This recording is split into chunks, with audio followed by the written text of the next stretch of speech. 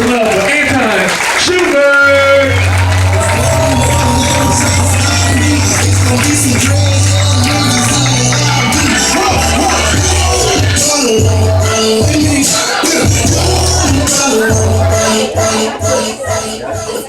Good song, I like it. I did. Listen, I'm not the type of comic, I'm not going to talk shit about you or make fun of you because you came to the show. I'm glad everybody here made it out today. Glad we all allowed to here to enjoy something.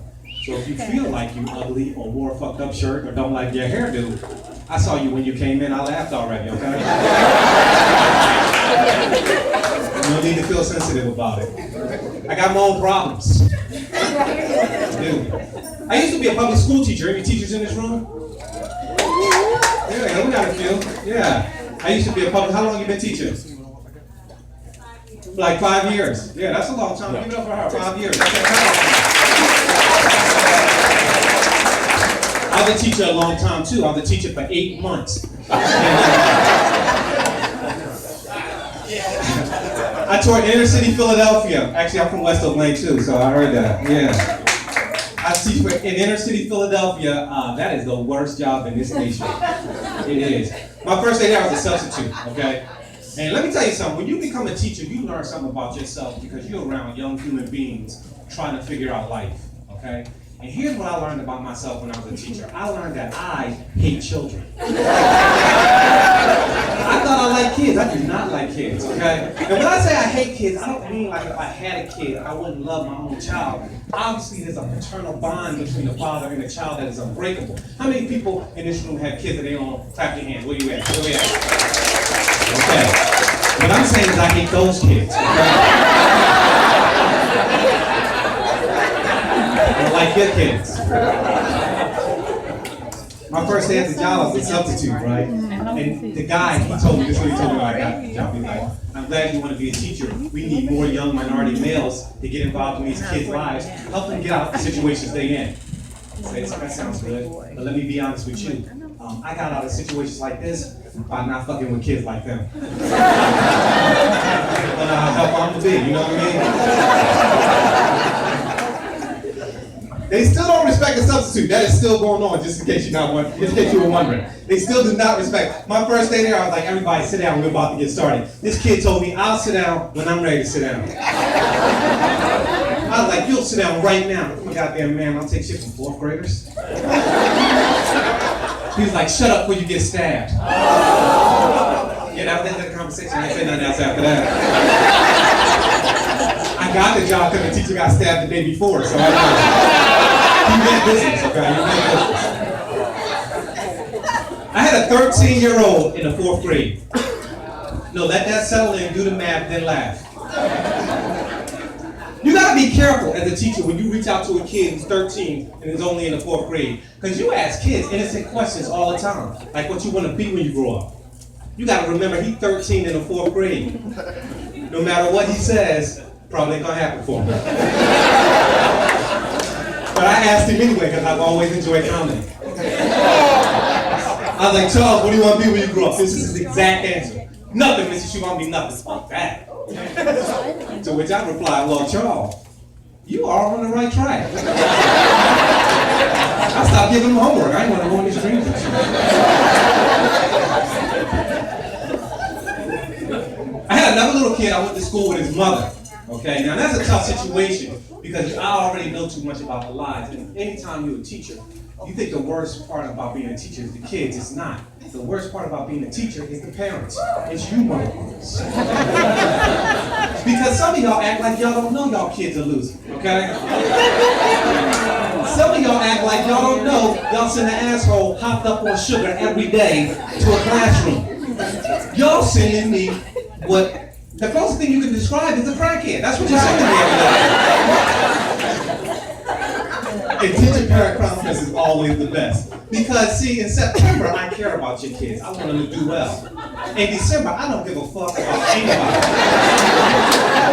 So when you come to parent-teacher conference in December, I'm ready to tell you the truth about you, that little kid, everything about you. Don't say nothing smart to me, because I'm not in the mood, okay? I'm not in the mood. I come there, I'm like, well, we need to talk to you. We need to talk to your son about his behavior. She's like, first of all, don't tell me how to talk to my kids. I said, oh, I see the problem right now. See, let me be frank with you. Your son is an asshole. But see, now I know why. Because see, you kind of an asshole. You probably saw some dude in the street fell in love with another asshole. Y'all made love and won't be a little asshole.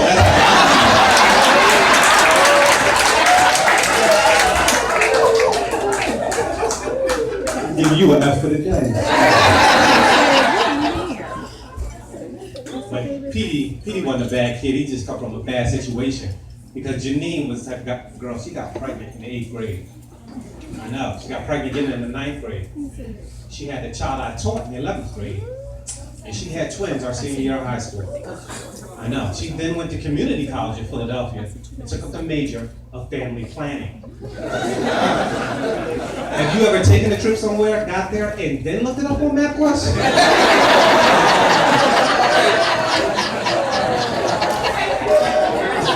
We don't make joke, but that's an SAT joke you had to put together. Some of y'all got it right away. When you go down the average, then the rest of y'all was like, let's just laugh. I think he said something funny. Had to wait. And the teacher won't.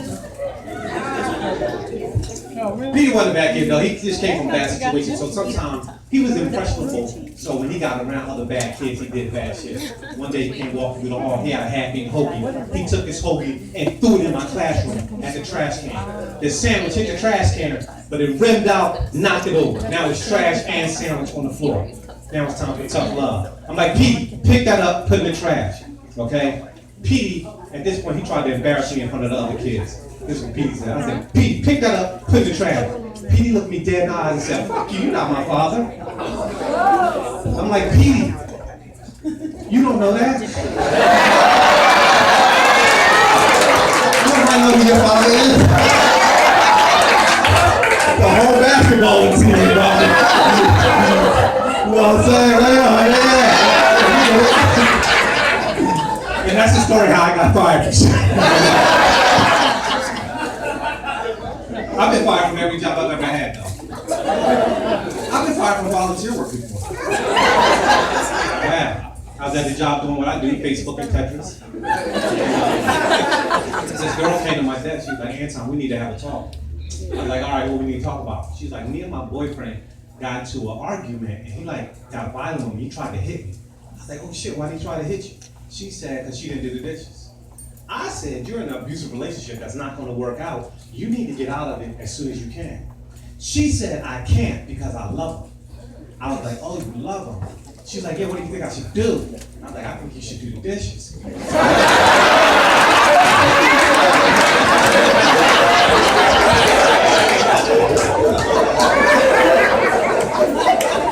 That's how I got fired from the women's shelter.